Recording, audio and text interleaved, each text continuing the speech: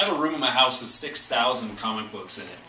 I know I'm way too old to be collecting comics, but at this age it's got some benefits. I got enough money now to buy the comics that I want to buy. I can tell which ones are good investment opportunities, and when there's only one copy of Spider-Man left, I can beat up any 12-year-old that wants it. My wife's been taking a little bit of an interest in my hobby. She asked me the other day how much my collection was worth. I thought that was really cute.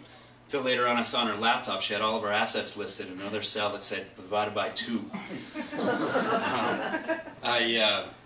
I take her sometimes to these comic book conventions, and there's one thing that always trips me out when I go there, because comic book collectors are some of the laziest people I've ever met. I've never been able to figure out how they can generate so much body sweat.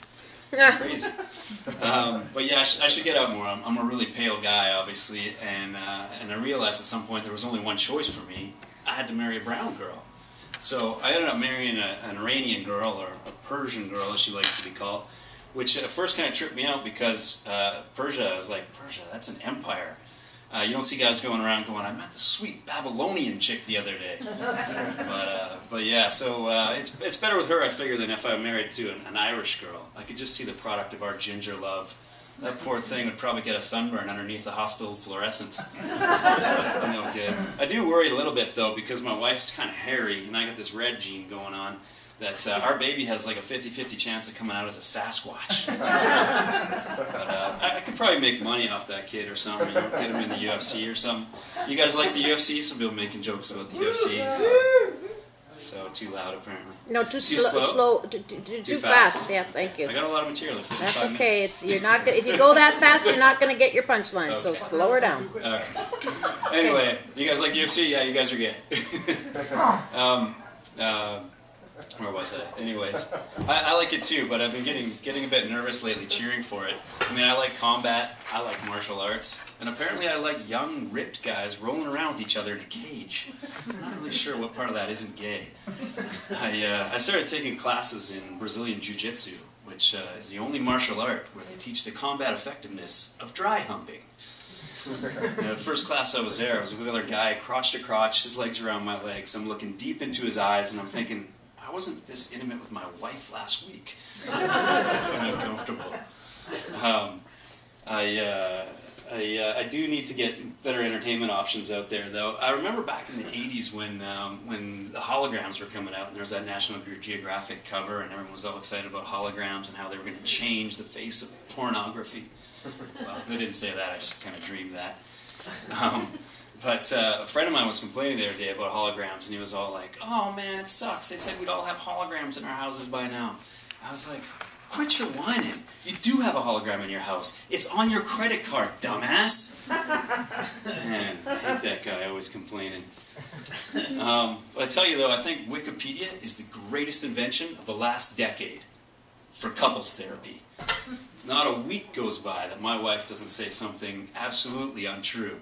And I now, thanks to Wikipedia, I call bullshit on her, I whip up my laptop, and I find out that I'm completely wrong. It's great. So thank you, Wikipedia. Thank you for teaching me that I'm not always right, and that my wife is an intelligent person, and destroying my self-esteem. You know what I really hate, actually, is these fancy jeans that are coming back in.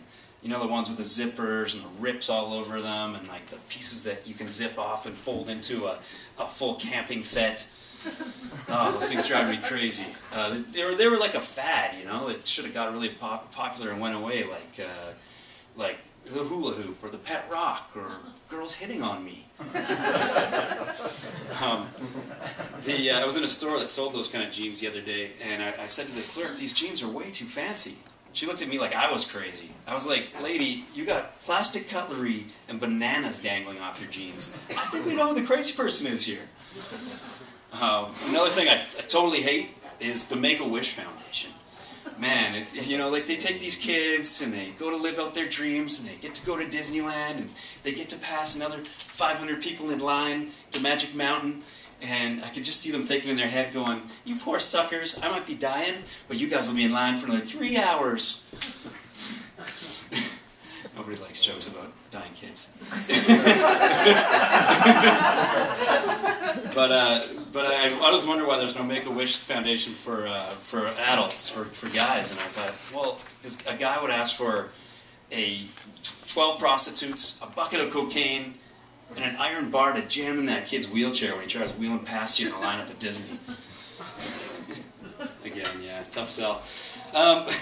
My wife and I got a dog the other day, and I love the thing. Brought so much joy into our life. Okay, that's your time, but keep going. Okay, brought so much joy into our life, but nobody warned me that I spend 15 minutes a day staring deeply into my dog's asshole. It's kind of like an obsession where I take her out every day and I'm just focused on it. And when she finally does shit, I can't take my eyes off of it. It's kind of like the other thing that I spend 15 minutes a day on, or 5 minutes according to my wife. When it finally happens, I stop and enjoy the moment. But I'm also always amazed at what comes out of my dog's ass. If people were to shit that proportion, you would never gamble with a fart. Thank you, guys. Really good night. All right.